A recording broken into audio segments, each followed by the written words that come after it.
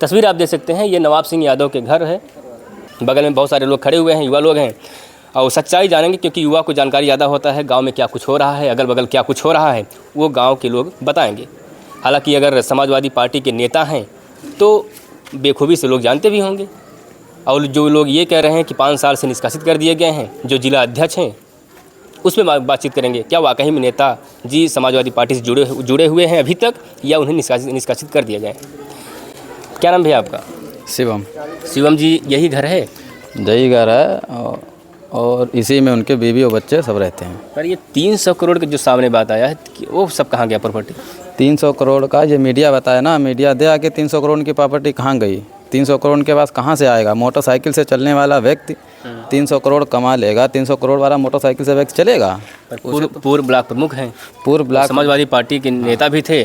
5 साल पहले जो है कि उन्हें निकाल दिया गया था। ये क्या सच्चाई? निकाला नहीं गया था। सच्चाई ये है कि अखिलेश जी का उनका एक बहुत गहरा रिश्ता रहा है। किसी कारणवश या कानाफूसी के चक्कर में कुछ नेताओं के द्वारा उनके आपसी खटास आई, लेकिन वो पार्टी के लिए काम करते रहे और अखिलेश जी ने उनके लिए गलत नहीं किया, उन्होंने अखिलेश जी के लिए गलत नहीं। आपसी नेताओं में कन्नौज में नवाब सिंह यादव का दबदबा था, दबदबा होगा तभी तो लोग बदनाम कर रहे होंगे। हाँ, दबदबा ये था। अगर नवाब सिंह कह देते हैं कि हमें धरना प्रदर्शन करना है, अगर उन्होंने एक फेसबुक पोस्ट डाल दी तो 2 घंटे में 5 से 10 हज़ार आदमी आ जाता था। अच्छा। जब 6 नेता जो षड्यंत्र रचने वाले हैं, जब उनको कोई धरना करना होता था तब उनका ड्राइवर भी वहाँ पे नहीं खड़ा होता था उनके साथ में। 10 से 15 लोग करते थे और नवाब सिंह 10 से 15 हज़ार की भीड़ लेके करते थे। ये उनको खटकता था। नवाब सिंह जब कहीं खड़े हो जाते थे तो वहाँ पे 10-20 लोग एकदम आ जाते थे। ये खड़े होते तो वहाँ से 10-20 लोग हट जाते थे। जिस नवाब यादव के ऊपर ये गंभीर आरोप लगे हैं और न्यायालय ने भी उन्हें साथ जेल भेजा है, अभी जांच प्रक्रिया जारी है। हालांकि देख सकते हैं वो घर यही है और नाबालिग लड़की के साथ छेड़छाड़ करना। लेकिन एक सवाल ये खड़ा है कि वो नाबालिग लड़की वहाँ पर क्यों गई थी? नाबालिग लड़कियों को नौकरी भी नहीं चाहिए, क्योंकि नाबालिग है, 18 साल के अंदर है वो, तो नौकरी उन्हें कहाँ मिलेगा? लेकिन जो सामने ये बात आया था कि नौकरी के झांसे में उन्हें बुलाया गया था, या फिर नौकरी के देने की बात कहकर उन्हें वहाँ पर बुलाया गया था, तो वो सच्चाई क्या है? क्या वाकई वो नौकरी देते थे? ये सब अनगढ़ बातें हैं। ये सोची समझी साजिश और षड्यंत्र के तहत वहाँ पे गई महिला और ये लड़की, क्योंकि महिला बालिग है। महिला के सब कुछ करने से इतना केस मजबूत बनता नहीं, और नवाब सिंह यादव जी को फंसाना ही था। तो एक सबसे बढ़िया एक यही आजकल रह गया है कि आप नाबालिग लड़की को साथ में रखिए और पुलिस को बुलाइए, छेड़छाड़ कराइए, क्योंकि छेड़छाड़ के आरोप में कोई सबूत नहीं देना पड़ता है। नाबालिग लड़की के साथ जो हुआ है, और ये जो कह सकते हैं आप नाबालिग लड़की जो हुआ है, वो नवाब सिंह यादव से काफ़ी घनिष्ठ रिश्ता भी है, लगाव भी है। फिर उन्हें क्यों फंसाएंगे कोई? नहीं, घनिष्ठ रिश्ता कोई रिलेशन या कोई बिरादरी या कोई पार्टी की नहीं थी। ये पूर्व में समाजवादी पार्टी की नेत्री रही हैं। उसके बाद सरकार जाने के बाद अब सरकार भाजपा की है तो नेता दल बदल लेता है। भाई इनका भी वही रहा है कि इन्होंने दल बदल लिया था, भाजपा में कार्य कर रही थी। अब जब हो सकता है पार्टी छोड़ने के मकसद से हो, फिलहाल उन्होंने तो ये बताया था कि मतलब पूर्व में रही हैं तो संपर्क नेताओं का होता है, तो उन्होंने वही बताया कि माता जी ख़त्म हो गई थी तो आ नहीं पाई, वो थी नोएडा में, तो उतनी थी कि हमें 2 मिनट आपसे बात करनी। जिस प्रकार से एक तस्वीर वीडियो वायरल हो रहा है, उसमें नवाब सिंह यादव अंडर बियर पर लेटे हुए हैं और बगल में जो महिला, जो उनकी बुआ है, वो बैठी हुई कुर्सी पे। तो अगर वो किस प्रकार से, मतलब रात को इस प्रकार से अगर कोई लेटा हो तो सवाल खड़ा होगा, क्योंकि उनकी कोई पत्नी वहाँ पर नहीं, कोई परिवार वहाँ पर, फैमिली नहीं थी। तो एक वहाँ पर इस प्रकार से अगर लेटना रात को 1 बजे या फिर 12 बजे, तो इसमें क्या कहेंगे आप? इसमें ये महिला ही बताए कि उनकी प्रॉपर्टी में रात में क्या करने गई। नवाब सिंह ने तो बुलाया नहीं उनको, ये फ़ोन करके वहाँ पे क्यों गई? इनका क्या मकसद था? नवाब सिंह तो पहले से वहाँ पे लेटे हुए थे, लाइट जाने के कारण उन्होंने अपना पैंट उतार दिया था गर्मी लगने का। ये महिला वहाँ पे रात में क्या करने जाती है? कुछ हो या ना हो, लेकिन बाबा जी की सरकार में 3 मिनट में धड़ाधड़ अगर पुलिस पहुँच जाए तो कहीं ना कहीं पुलिस जो है कि काफ़ी हर मामलों को लेकर संज्ञान लेती है। जैसे कि 100 नंबर या 112 फ़ोन किए तो वहाँ पर बहुत सारे पुलिस आ जाते हैं, तो कहीं कहीं क्या कहेंगे इस पर? ये बताइए, पुलिस धड़ाधड़ जाती है और ये भी पता है कि 100 नंबर कहाँ पे है और जो पुलिस गई वो कहाँ से जाती है, ये सबको पता है। जो पुलिस गई वो कप्तान इस सवाल मैं इसलिए कह रहा हूँ क्योंकि आप ही लोग सवाल खड़ा कर रहे हैं कि इस मिली भगत या साजिश बता रहे हैं किसी भगवान तिवारी के मामले को लेकर। तो इसमें मैं इसलिए कह रहा हूँ कि 3 मिनट में धड़ धड़ पुलिस पहुँच जाना, तो कहीं कि आप एक सवाल आप लोग खड़ा कर रहे हैं। हाँ, प्रशासन पे पूरा पुलिस अगर हाँ। पुलिस को पहुँचना ही चाहिए। पुलिस को पहले तो अगर 112 पे डायल किया तो 112 जाती, वहाँ पे घटना की जायजा लेती, उसके बाद थाने फ़ोन करती, थाने से कप्तान फोर्स भेजता। अब जब कप्तानी साथ में जा रहा है तो क्या 100 नंबर कप्तान हैंडल करता है क्या? कि 100 नंबर गाड़ी क्यों बनाई गई थी?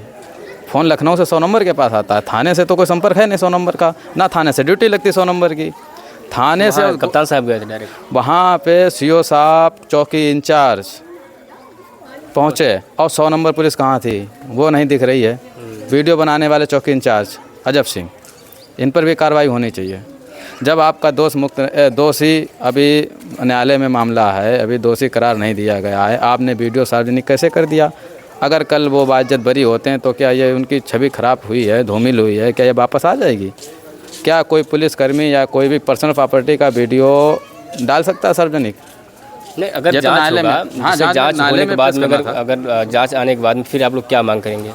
जांच अगर मालिक जिसमें अगर ये साबित हो जाते हैं कि नहीं ये वाकई में दुष्कर्म या फिर कह सकते हैं छेड़छाड़ किए हैं, तो उसमें क्या नहीं देखिए, छेड़छाड़ करने वाला पहले ही बता देता है कि पता हो जाता है। तो फिर गर्व कहो ना आप, गर्व कर सकते हैं, हम गर्व से कह सकते हैं, हम गर्व से कहते हैं बिल्कुल दोष मुक्त हैं और आज नहीं कल सच्चाई सामने आएगी और नेताजी बाइज्जत बरी होंगे और दोषियों पर कार्रवाई होगी और षड्यंत्र और साजिश के पीछे रचने वाले जो लोग हैं वो भी सामने निकल के आएंगे और जिन लोगों ने आरोप लगाए हैं यही लोग पूरी बनी हुई गुत्थी को सुलझाएंगे, यही लोग बताएंगे कैसे क्या ड्रामा रचा।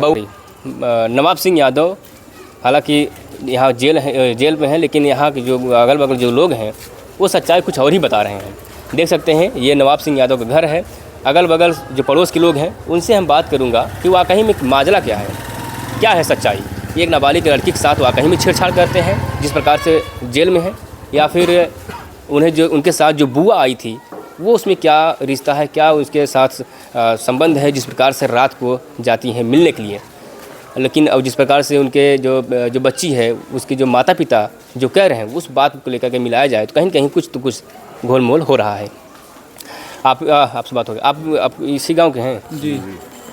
नवाब सिंह यादव के ऊपर गंभीर आरोप लगे हैं, समाजवादी पार्टी के नेता भी हैं। झूठे साजिश है। अगर नेता के पास कोई अपना समस्या ले जाए, अगर इस प्रकार से उनके ऊपर ब्लेम लग जाए या फिर ब्लेम अगर सिद्ध हो जाता है तो फिर आप लोग कैसे कहेंगे नेताजी? हमें भरोसा है ना, 25 साल की मेहनत उनकी यहाँ गांव में जो वो रहे हैं, हम लोग के साथ में रहे हैं, तो आज तक भी ऐसी घटना सुनने को नहीं मिली।